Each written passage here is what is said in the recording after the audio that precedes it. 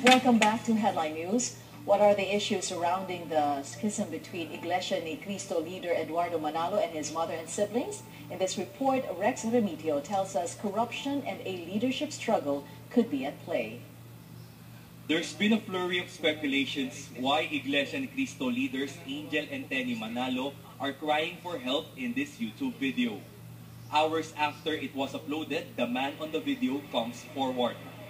Angel Manalo decries what he claimed was unabated corruption creeping into INC leadership. Manalo says his older brother Eduardo, the church's executive minister, is now surrounded by personalities with ulterior motive.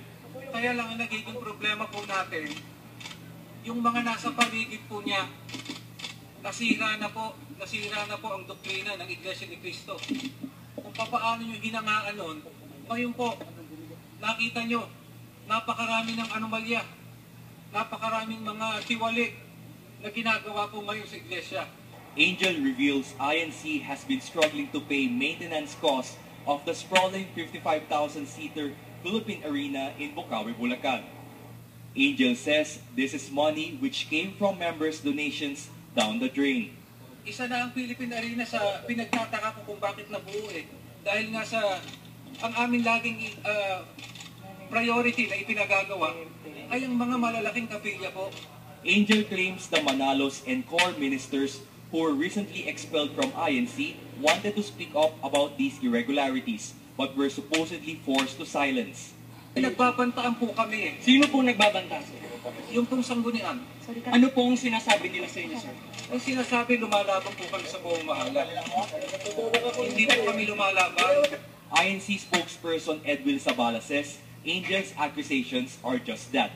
They're all lies. Sabala says it all boils down to Angel and some Manalos wanting to wrestle leadership from Eduardo.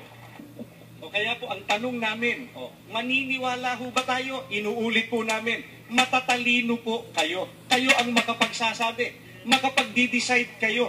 At ang publiko po, ganun din. Sabala says Eduardo Manalo was able to construct hundreds of chapels worldwide since he took the INC stock post in 2009.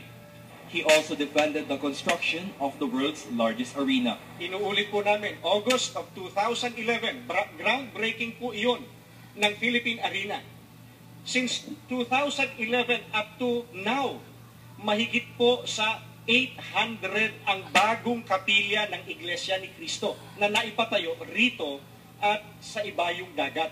Amid the crisis, Sabala says, the expelled Manalos can still be taken back to the INC fold if they ask for Eduardo's forgiveness.